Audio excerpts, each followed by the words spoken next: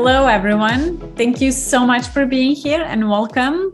Today, we'll talk about how you can improve your portfolio to get more clients, and not just to get more clients, but to get better clients as well. I will share my screen now and we'll dive right into the presentation, as I don't want to take up too much of your time. I believe that this presentation is going to be about 45 minutes to an hour. Let me open my files. Here we go. I hope you can see me and hear me well. Okay, so today, as mentioned, we're going to talk about how you can build your graphic design portfolio to get more clients. And even if you're new to freelancing, this is going to work for you.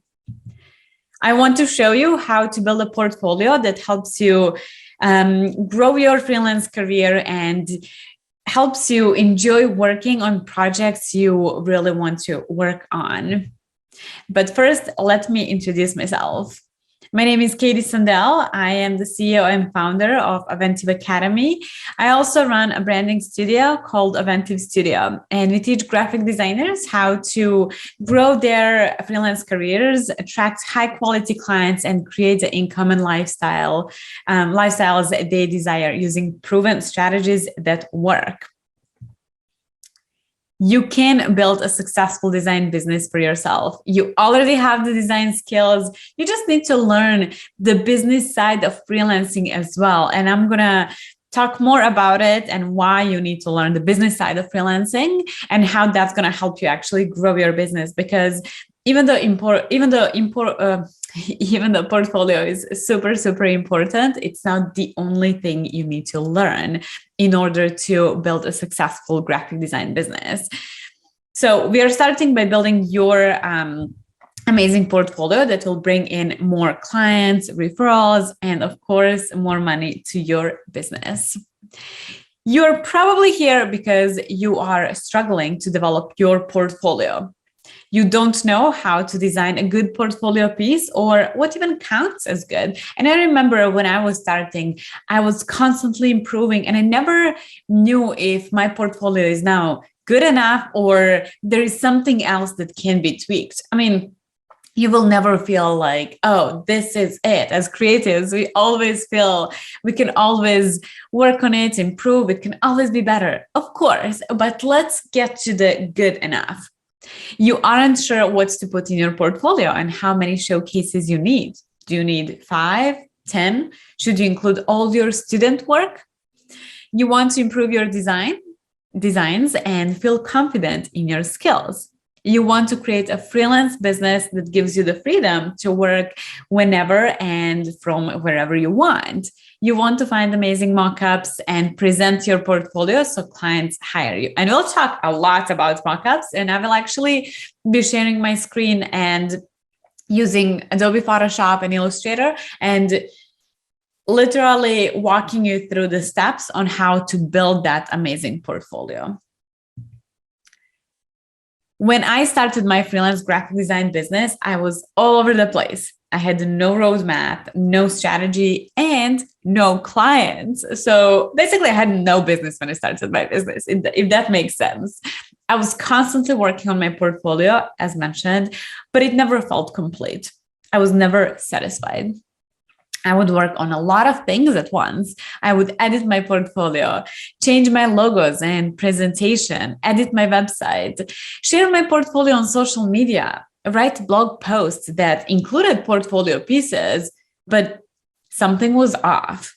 I now know what every graphic designer needs to include in a portfolio to attract clients they want, which are high-paying clients and projects that you really, really want to work on. So not every single project that's out there, but only the projects that you feel passionate about. If that is a skincare line, let's see how you can get that skincare client. If that is a beauty, if that is something beauty related, let's see how you can get that. So today we are improving your design portfolio to get more and better clients. Are you ready? What I mean by that is If you are ready to move forward, I would like you to have a pen and paper or open a document where you can take notes, because we will be covering a lot of important things that you will not be able to remember. And if you really want to build that amazing graphic design portfolio to grow your business and get the dream clients, then you will need to take these steps. And you will not be able to take these steps while on this presentation. That's something that you will be working on once we are done. So the step one that we're going to talk about is what to include in your portfolio. We'll talk about portfolio goals, how your portfolio needs to look and feel, and what conceptual projects are. And this is something that not many graphic designers know. And usually we feel stuck if we didn't have enough clients. So when I was starting my design business, I didn't have enough portfolio pieces and I didn't know what to put. So we'll talk about conceptual projects as well. It's super important. And how many pieces do you need? The second step is going to be all about attracting clients to your portfolio, because you can have the best portfolio ever, but if nobody sees it, who cares, right? We need clients in order to run our businesses. So we'll talk about how you can set up your portfolio so ideal clients contact you. We'll talk about how you can get the exact projects you want to work on. And that's also what I mentioned. If you want to get skincare line, how you can get that skincare line. And I'll show you examples from successful portfolios. Step number 3 is going to be all about how to present your work. I'll tell you how you can find unique mockups and how you can organize and structure your portfolio, because it's not just dumping the work out there, and how to use mockups to really, really attract clients. So in this workshop, we'll focus on strategies that help you get clients through your portfolio, no matter how long you have been in business. Even if you're just starting right now, that's totally okay. And even if you've been in business for some time, but you see that something's off, this workshop is also for you. It's going to help you a lot. So step 1, what to include in your portfolio. Less is more. Even here, this applies. You don't need to include every piece of student work because, let's face it, not everything is good. You don't need every sketch, every hobby project. You don't need to include a ton of projects in your portfolio, just the right ones.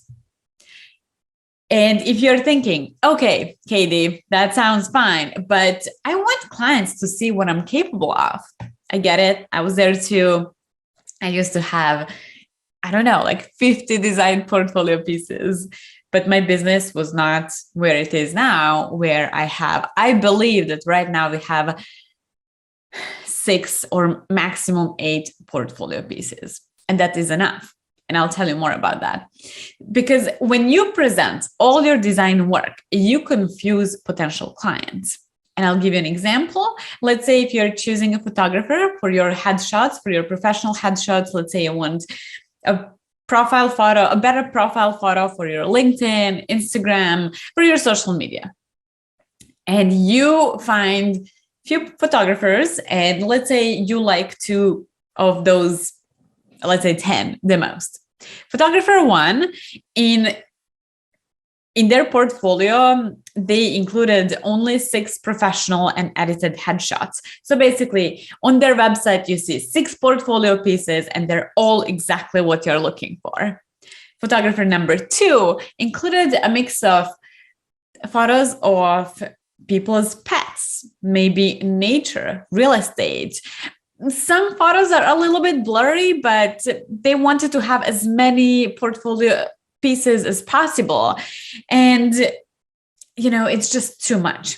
So how do you know, how would you now choose one of those 2 photographers? You would choose them based on what you want to get in the future. So the same is when your clients land on your portfolio or someone else's portfolio. They want to see only the things that they want to hire you for. That's why it's really important to include only the things that you want to be hired for. So how do you know what your clients want to see? We'll cover that in step number 2. How many cases, so this is not step number 2 yet, this is step number 1. How many case studies do you need in your portfolio? I just mentioned that. My advice is always to include about 6 portfolio pieces, maybe 8 maximum. Like a maximum is 10 only if you have to. But I wouldn't go, of course, I wouldn't go less than like 2 or 3, but 6 case studies is the best number. Each piece has to be amazing. So instead of clogging your portfolio and adding 10 portfolio pieces, how about including only the portfolio pieces that look amazing? One sketch isn't really a full portfolio piece, and a portfolio piece covers one topic, but it includes scrolling content. And I will now show you what scrolling content is.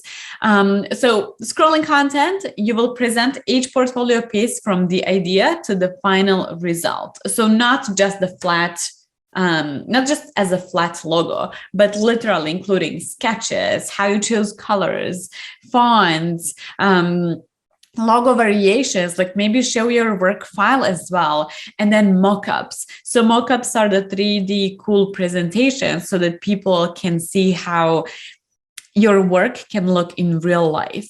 And that's all for the same project. So think of each piece as a complete case study. Here is an example. This is a logo that my agency designed for a copy company. And so this is the logo. It looks good. It's right here. You can see that it's, just black and white. It's fine. Nothing special, right? Here, now I couldn't present it as a scrolling content, but here to the left, you can see, so just imagine that this is on a website or on a Behance or, online portfolio. This would be the first section. Then we're talking about logo concept, like how did they come up with this fish? So basically it's a fish. You can see that it's like a coffee bean, and ocean is also included kind of like in this concept, and that's why it's all like wavy, and the typography matches that ocean the most. However, so this will be like scrolling content. People are on the website scrolling one section, section 2, section 3, 4, 5, 6, and then here's 7, 8, 9, 10, 11, 12, 13, 14, 15, right? You get a point. So basically it is a scrolling content, even though we designed a logo only for this project. And I'll share my case study now as well. Just give me a second to share my, my website.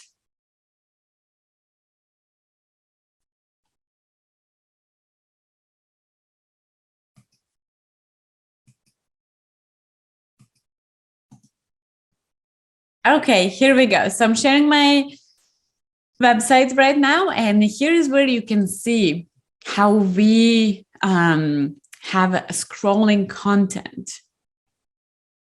So you see what I mean by scrolling content. We didn't just put a logo on a white piece of paper. We presented it like a full branding project, and it doesn't look, it doesn't look too simple or cheap how it would look like if it was just the logo. I'll show you one more example. This is for a jewelry company, and you see, and we also designed just the logo, and then we included everything else. So this is a scrolling content. Okay, I'll go back now to the presentation. Here we go. So rather than clogging your portfolio with every case study and testimonial, focus on a few amazing examples that stand out.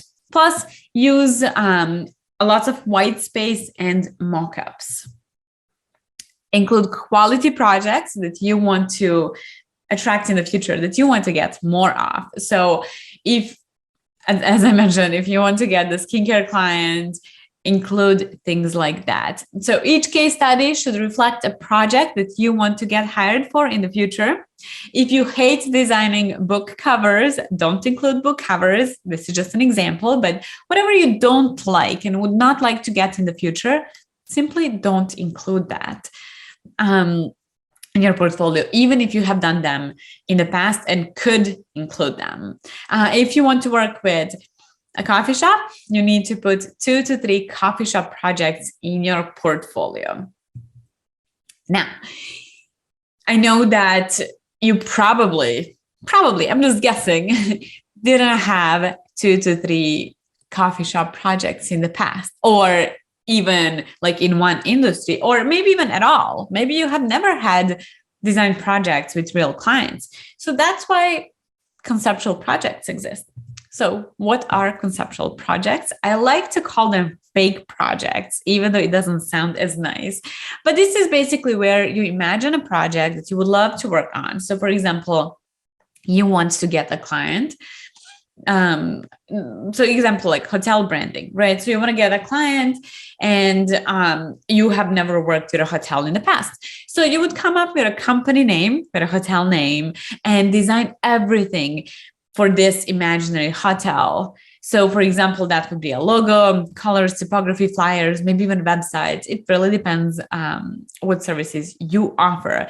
And you would put that in your portfolio. Now, nobody cares if this was a real or not so real project, because clients actually care about you, the services that you provide, and the results you can deliver. They would never know. So even if you have all 6 real projects, for example, like my company now does, they would never know. How would they ever know if that was a conceptual fake project or not? And it's going to help you get to the next level and get hired by a client. And then eventually you can replace it if you want. If not, that's totally fine, because you're showing the design skills. So it's not like you're tricking them or anything like that. It's a conceptual project where you're showing your design skills. That's it. Okay, recap of this first step. Your portfolio needs to look simple yet powerful, so don't put a ton of things. Use white space and mockups. Include only 6 portfolio pieces. Feature each piece as a longer case study, and I show you that on my website as well. Use conceptual projects if you don't have real ones yet. And the most important thing, include only the type of work you want to get in the future. Now, step number 2, attracting clients. So we're talking a little bit about portfolio. Now we are going to talk about what is that you need in your portfolio to actually attract clients. So first, you need to clearly know who your ideal clients are. And I know that this might sound like, this is too much and not so creative. It's not something that I want to do. And you might not even fully understand why you need to have the ideal client in your mind, at least. I'll tell you actually a quick story. A few years ago, I was in Denver and I went for a networking event. And there was a presentation, something marketing related, and the guy was saying how it took them 8 hours. It was 6 of them. Yeah, six of them. It was 6 or 4. It doesn't matter. 4 or 6 of them in one team. And it took them 8 hours to develop their ideal client. And that is the one thing that helped them scale their business. And I remember sitting there like, that's kind of dumb. Like, it makes no sense. I don't want to spend that much time working on my ideal client. Like, my ideal client is everyone who needs a graphic designer, right? If that is a construction company, they need a logo, fine. If that's a realtor and they need a yard sign, I can design that. Maybe someone needs business cards or car wraps or even websites, because I do websites as well. So, it was just like, I can do everything for everyone. So why would I need to define my ideal client? But without knowing this, you will blend in with every other designer. You will have so many competitors and it's going to be hard to stand out.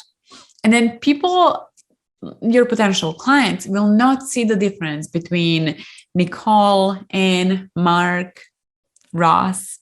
It's just so hard to stand out and be different. Okay.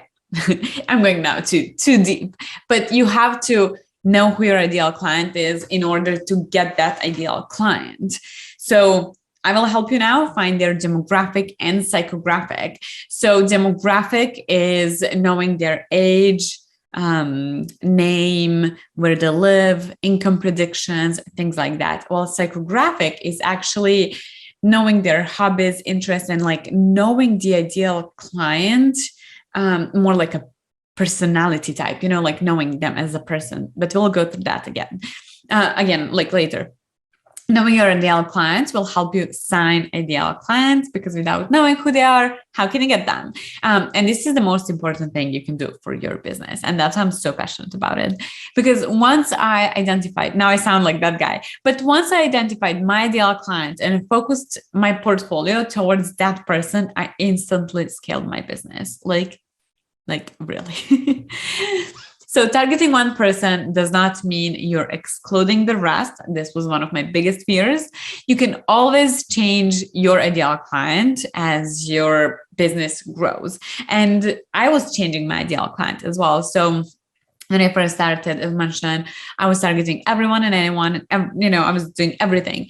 And then I started like narrowing down as like offering just branding services. Then I started offering branding services for the health and wellness industry. Then I focused more on the wellness side of the health and wellness industry. And then I realized that I don't like to work with service providers. So I started working with product-based businesses only. And now I do branding for wellness, product-based businesses only. But it's so fun, and it's not limiting me in any way. But I'll give you one more example. So like coffee shop branding. So if you would like to get a coffee shop, you have to think, what is that the coffee shop owner would like to see in your portfolio? And then you would include exactly those elements. Other businesses like makeup artists, clothing brands, skincare lines, and so on will still contact you. Like you would never be able to have every single industry or every single example in your portfolio. So even if you focus a little bit more on your ideal client, that's totally fine. You're not excluding the rest. You can still say yes to other projects. You will just focus your portfolio and marketing towards coffee shops. And so that's exactly what we do at the moment. My ideal clients are skincare lines. And that's why I always use that as examples. But my ideal clients are skincare lines. And skincare lines falls under the wellness product. So on my website, you will see that it's all about, wellness products and so on. But we have 2 portfolio cases that are skincare clients, and then the rest are, random wellness products. So yeah, in this example, you will find the demographic and psychographic of the coffee shop owner. Ideal client demographic. So your ideal client's demographic includes their name, age, location, occupation, income, and there are so many other things that you can include, but this is enough.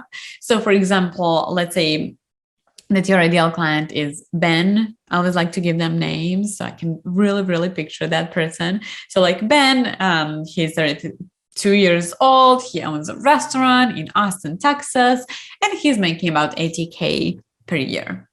So if you think of this one person, when you are building your portfolio piece, you will know exactly what to include in that portfolio. It's going to be super easy. Your ideal client psychographics. So your ideal client psychographics includes their, interests and hobbies, conferences they attend, like books, websites, and blogs they read, problems and challenges. And this is like really knowing the person. So not just like who they are as like how old they are, and those are, I always call those like as simple things, but this is like really knowing them and like why do they have these problems and like what outcomes do they want instead, and how can you how can your design services really help them, because that's what they care about. They care about the results. For example, my ideal client, let's say Ben, he is a restaurant owner and he has a problem. He doesn't have enough customers, and his menus and colors and like everything just doesn't look good, doesn't match his vision and his business. So in my portfolio, I will include cool menu designs and restaurant color palettes to show that I can help him. Again, that doesn't mean I excluded anyone. It just means I knew who my ideal client is and who I want to work with. At first, these may be conceptual projects because I don't think you had like 6 coffee shops or 6 restaurants or whatever clients in the past. But in the future, you can replace your conceptual projects with real projects as you will be getting them. And you don't even have to, as mentioned, you're just showing your design skills. Okay, so then you will connect your services with your ideal clients. So we're still in the step of attracting clients, but let's say this is second step. So this is the second thing you need to do under this second step in order to, get clients. You would connect your services with what your client wants. So what are all the design services that you offer or could offer? Basically, you would make a list of services. Let's say you can do banners, car wraps, you can do logos, you can do landing pages, you can do flyers, and so on. So you would make a list, and then you would see which ones would your ideal client want the most, and then you would include those services in your portfolio piece and on your website in services section. So a skincare client would want a logo, brand board with, colors, fonts, images, brand guidelines, packaging, website design, and social media covers. And so to get that client, put those elements in your portfolio piece. And this is what we do as well. Not anymore because now we have like enough real projects, but just think, what is that your ideal client would like to have? And now you don't have to guess anymore what to put in your portfolio like you had been before. So portfolio formatting tips. So this is like an add-on tip. Don't ever include just images because then people scroll. Okay, fine. Move on. Include image, text. For example, you can write about like who the project was for. Even if it was conceptual project, you can say this project was done for that kind of, let's say, hotel or coffee shop or whatever. This is what we did, blah, blah, blah. And then include one more image and then text again what the project goals were. And then image again. And then let's say initial research and concepts and then image again. And then, client testimonial or, whatever it is, try to make it as a real case study, not just a portfolio scrolling content. You know what I mean? Like, you want people to see something and then you want them to read. You want to keep them on that page for as long as possible. Remember, the majority of these images should be mockups, and make sure you have white space. Like, don't put like too many things in one that scrolling content. And we'll talk about mockups a lot. Not a lot. We'll talk about mockups a little bit more a little bit later, but I'm mentioning them throughout the whole presentation because they're really important. Those are the ones that help me really attract clients the most. So step number 3, how to present your work. So this is where we are talking about mockups. So we are going to use real world scenarios, examples, because your clients need to see your designs on things like billboards, coffee mugs, stationery, and so on. Like, don't just show flat logo designs because our clients aren't actual designers. So they have a harder time picturing how the designs will look in the real world. Like maybe, you and me, we can imagine that logo as being carved in a metal or wood or whatever sign in front of a store, but they cannot get there. They can just be like, oh, these are the elements that I want in my logo, but they can't see further than that. Of course, not everyone, but most of the clients cannot see it in 3D. So that's why we need to use mockups to impress our potential clients and, improve our portfolios. So mockups are there are people that ask me what mockups are, so I'm including this, and I'm sorry if this is something you already know, but mockups are cool 3D graphics that help clients picture the final results of their projects. And here are some mockup examples. So here to the left, you will see the mockup that we purchased from Design Cuts. And so on this mockup, so someone made this, right? Like it made like this amazing scene. And then we purchased that. And when you open that in Photoshop file, and I'll show you more about that as well, we basically replaced this spa logo with our logo and then put that in our portfolio, even though we designed just the logo. So here to the left, you can see the logo that my agency designed. And then this to the right is what we present instead of this to the left. So my potential clients, when they land on our portfolio and they see this piece to the right, they're like, oh, wow, this looks amazing, right? This is something I would like to have. Or it says this logo to the left, like, okay, fine. Logo like a logo, right? This as well. So for this project, for this coffee company, we also designed logo only, nothing else. So this to the left is the logo that we designed. And then here to the right, you can see the mockups, the mockup that we used. And we just implemented, basically just placed the logo on everything we could. Coffee cup, notes, phone, badge, I don't know, was that like a lighter, plastic coffee cup, a bag. So like wherever we could, we just put our logo. And when our clients or potential clients, basically, when they land on our website and they see something like this, they're impressed. And this is something they want to have. So I will share my case studies again in just a second. Here we go. So this is the one that I showed you as an example. Scrolling text and content that we talked about. But, so scrolling content, this is also mockup. We designed just the logo, but look how amazing it looks as a mockup. Can you imagine if I presented just the logo? Okay, they already had the labels. We were just adding the logos, but, so this is the mockup that I showed you. These are also mockups. Look at this. This one looks amazing.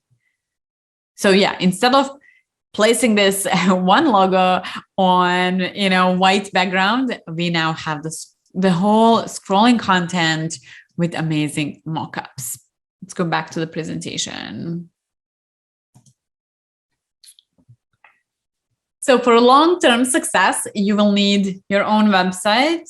You can have your portfolio on like Behance. Is that Adobe portfolio now? I don't remember anymore.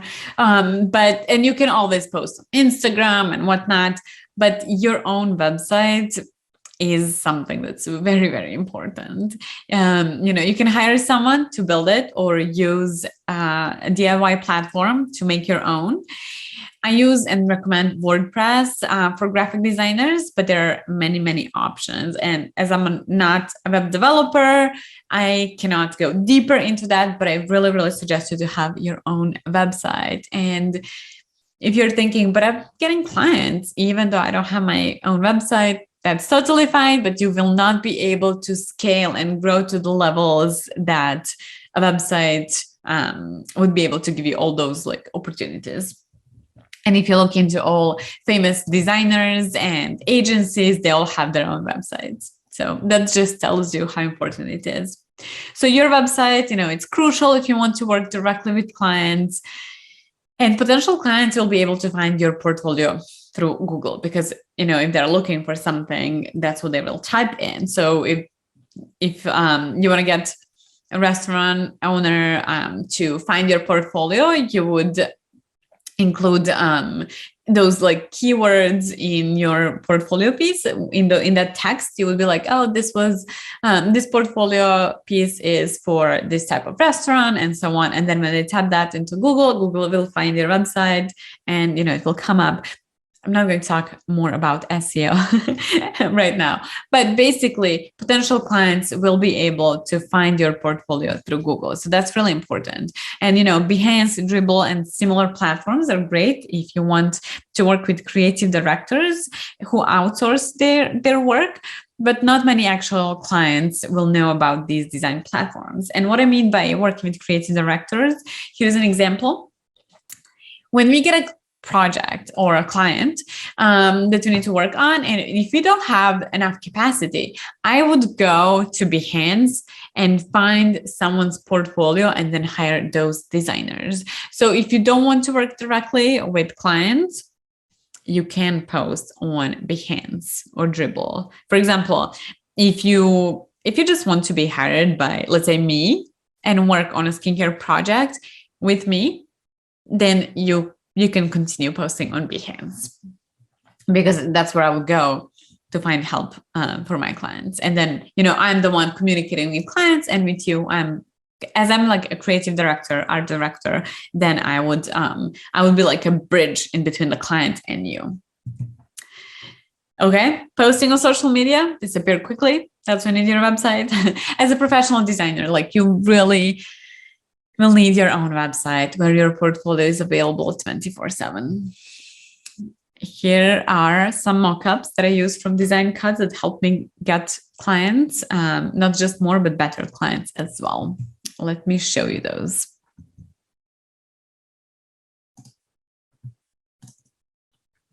So as I mentioned, as we focus on skincare lines, these are the mockups that I purchased from Design Cuts, and you can find them somewhere on this page, somewhere around this workshop. You will find the links that I recommend using. So I'm going to show you just a couple, how easy it is to use mockups. So with this mockup, it literally says double click to edit. You click on it, and then you get all these different layers. So, you get like, so foundation cream. Let me see. So foundation cream, I'm guessing it's this one. Let's see. So if I click here, replace your design. Now there is no design. So I would go here. So this is one of our clients and something that we designed. So I will get some designs, let's say, like logo and tagline, whatever. And then I will place that into Photoshop, click enter, and I would save that.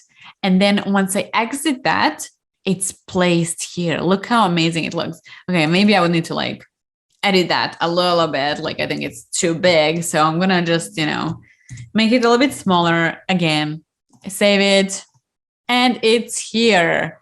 And even if, let's say, we designed just the logo for this client, look how amazing now this looks like. Let's try to change it here. Okay.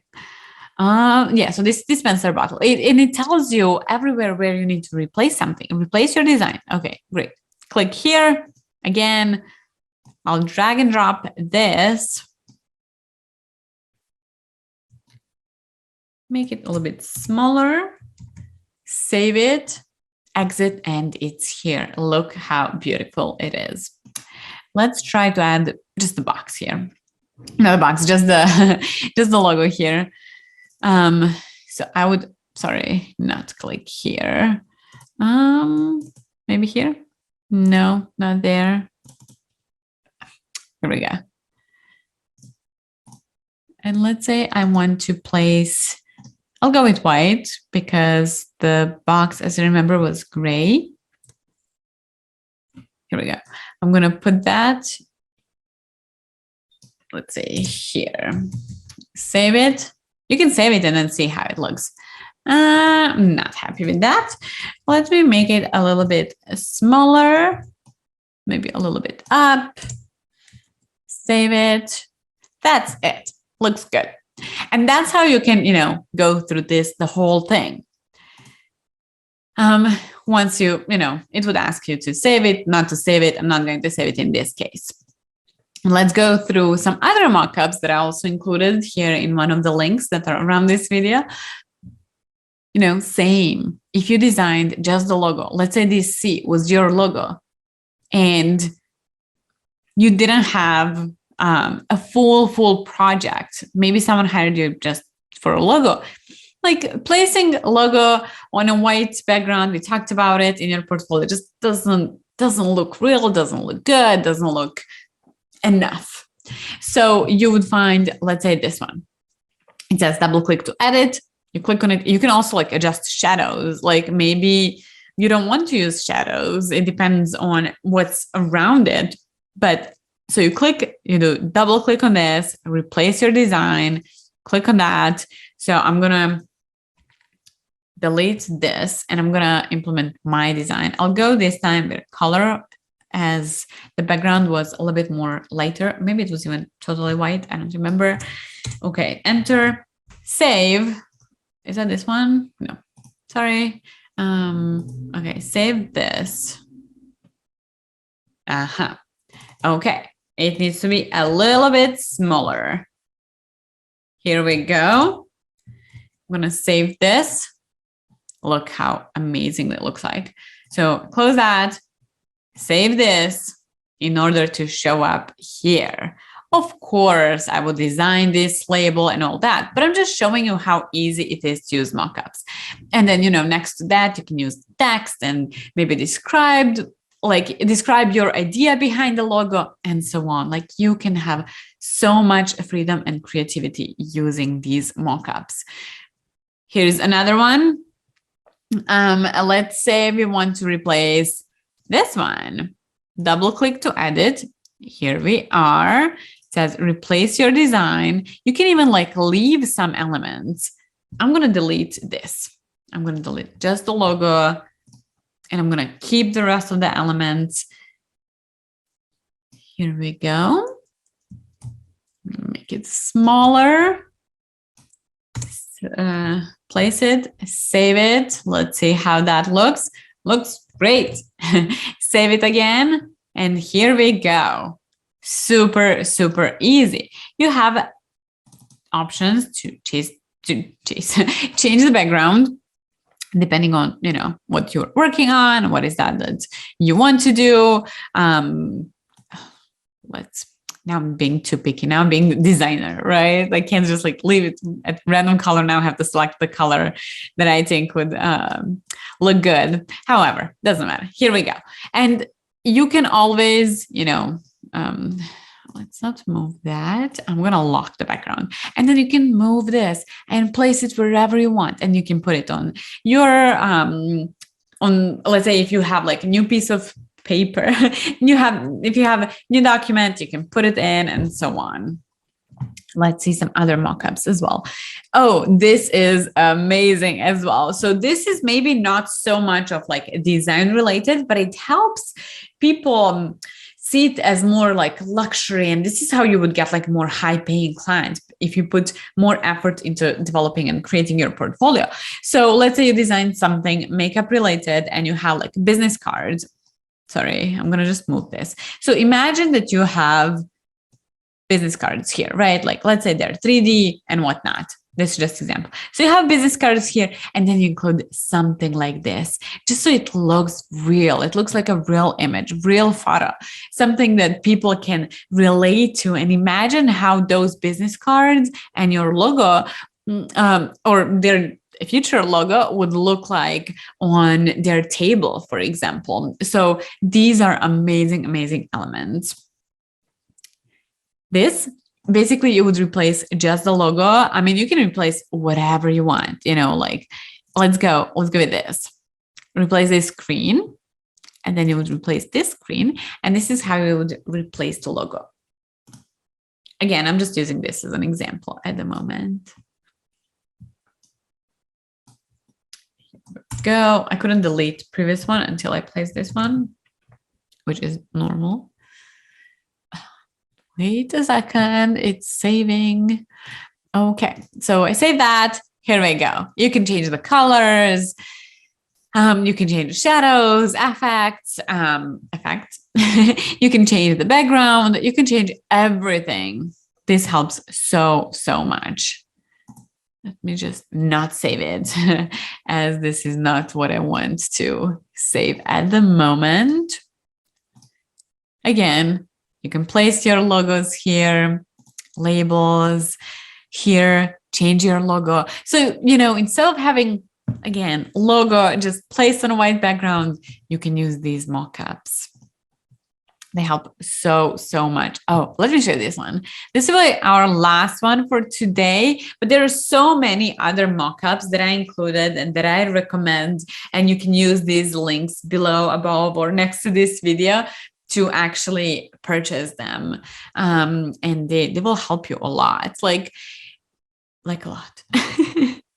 Okay. Cool. Let's see how we can replace this logo. Again, I cannot delete it until I place a new one. Here we go. I'm going to make it bigger.